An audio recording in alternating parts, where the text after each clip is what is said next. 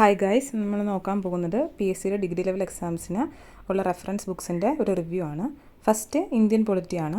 അപ്പം ഈ ബുക്ക് എനിക്ക് പേഴ്സണലി എൻ്റെ അഭിപ്രായമാണ് ഞാൻ പറയുന്നത്. അപ്പോൾ ഒരു UPSC ഒരു ആസ്പിറൻ്റ് ആണെങ്കിൽ നിങ്ങൾക്ക് ഈ ബുക്ക് നല്ല യൂസ്ഫുൾ ആയിരിക്കും. കാരണം ഇതിൻ്റെ കണ്ടൻറ്റ്സ് ഈ ടെക്സ്റ്റ് വെച്ച് തന്നെ വായിക്കുന്നതായിരിക്കും കുറച്ചും കൂടെ യൂസ്ഫുൾ. പക്ഷേ ഒരു ഡിഗ്രി ലെവൽ ആസ്പിറൻ്റ് എന്ന നിലയ്ക്ക്, ഒരു ബിഗിനർ എന്ന നിലയ്ക്കാണ് ഞാൻ പറയുന്നത്, എനിക്ക് ഇതിലെ കണ്ടൻറ്റ്സ് വായിച്ച് മനസ്സിലാക്കാൻ കുറച്ച് ബുദ്ധിമുട്ടാണ് തോന്നിയത്.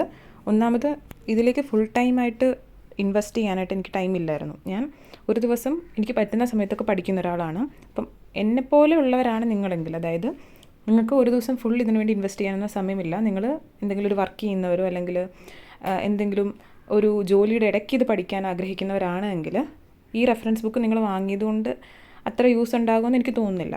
ബിക്കോസ് നമുക്ക് കുറച്ച് സമയമാണുള്ളത്. ആ കുറച്ച് സമയത്തിൽ കൂടുതൽ കാര്യങ്ങൾ പഠിക്കാൻ പറ്റുകയാണ് നമുക്ക് വേണ്ടത്. അപ്പോൾ ഈ റെഫറൻസ് ബുക്കിൽ എല്ലാത്തിനെക്കുറിച്ചും നല്ല ഡീറ്റെയിൽഡ് ആയിട്ടാണ് കൊടുത്തിരിക്കുന്നത്. നിങ്ങൾക്ക് വായിക്കുമ്പോൾ അറിയാം, ഒരു കാര്യത്തെക്കുറിച്ചുള്ള മാക്സിമം പോയിൻറ്റ്സ് കൊടുത്തിട്ടുണ്ട്. പക്ഷേ നമുക്കിത് വായിച്ചെടുത്ത് മനസ്സിലാക്കാൻ കുറച്ചും കൂടി ടൈം ആവശ്യമാണ്. ഒരു ബിഗിനർ കൂടി ആണെങ്കിൽ നമുക്ക് ഈ ടോപ്പിക്സൊക്കെ പുതിയതായിരിക്കും. അപ്പോൾ ഇത് നോക്കി വായിച്ച് മനസ്സിലാക്കി എടുക്കുന്നത് കുറച്ച് ടൈം കൺസ്യൂമിങ് ആണ്. പക്ഷേ എന്നിരുന്നാലും നമുക്ക് വേണമെങ്കിൽ ചില ടോപ്പിക്സിനെ കുറിച്ച് കുറച്ചും കൂടി മനസ്സിലാക്കാൻ വേണ്ടിയിട്ട് ഈ ബുക്ക് യൂസ് ചെയ്യാം. അപ്പോൾ എനിക്ക് തോന്നിയത്, നിങ്ങൾ ഈ റേറ്റിന് ഈ ബുക്ക് വാങ്ങുന്നതിലും നല്ലത് നിങ്ങളൊരു ബിഗിനർ ആണെങ്കിൽ നിങ്ങൾ വേറെ ഏതെങ്കിലും റെഫറൻസ് ബുക്ക്സ് നോക്കുന്നതായിരിക്കും. നെക്സ്റ്റ് കേരള ചരിത്രമാണ് ശ്രീധര മേനോൻ്റെ. അപ്പോൾ ഇത് കേരള ഹിസ്റ്ററിക്ക് വേണ്ടിയിട്ടുള്ളൊരു ബുക്കാണ്. ഇതും എനിക്ക് സെയിം അഭിപ്രായമാണ് തോന്നിയത്. കാരണം ഈ ബുക്ക് അത്യാവശ്യം നല്ല കണ്ടൻറ്റുള്ള ബുക്കാണ്. മാക്സിമം എല്ലാ ക്വസ്റ്റ്യൻസും PSCയുടേത് ഇതിൽ നിന്നാണ് കേരള ഹിസ്റ്ററിക്ക് ചോദിക്കുന്നത്. പക്ഷേ ഇത് നല്ല കട്ടുള്ള ബുക്കാണ്. നമുക്കിത് ആദ്യം തൊട്ട് വായിച്ച് ഇതിൽ നിന്നൊരു പോയിൻറ്റ്സ് മനസ്സിലാക്കി എടുക്കുന്നത് അത്ര നല്ലതാണെന്ന് എനിക്ക് തോന്നുന്നില്ല. ബിക്കോസ് ഒന്നാമത് നമുക്ക് അത്രയും സമയം കാണില്ല.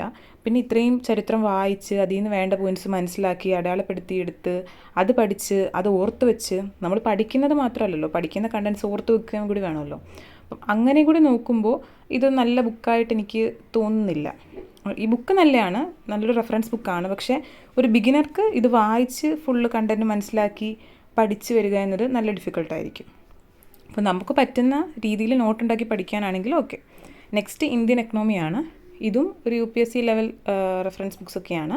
അപ്പം ഡിഗ്രി ലെവലിൽ നമ്മൾ നോർമലി ഈ ബുക്സ് പ്രിഫർ ചെയ്യാറുണ്ട്. അപ്പം ബാക്കിയുള്ള 2 ബുക്കിനെ വെച്ച് കമ്പയർ ചെയ്ത് നോക്കുമ്പോൾ എനിക്ക് കുറച്ചും കൂടെ വായിക്കാൻ മനസ്സിലാകുന്നതും അതുപോലെ തന്നെ കുറച്ചും കൂടി കണ്ടൻറ്റ്സ് നമുക്ക് മനസ്സിലാകുന്ന രീതിയിൽ കൊടുത്തിരിക്കുന്നതും ഈ ബുക്കിലാണെന്ന് തോന്നി.